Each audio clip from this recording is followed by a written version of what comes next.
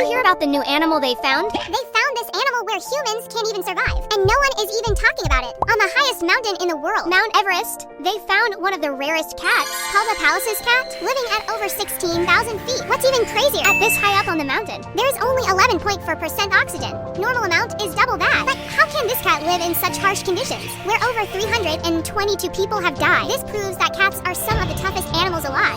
No wonder my cat can tolerate living with me. What other animals can live up there and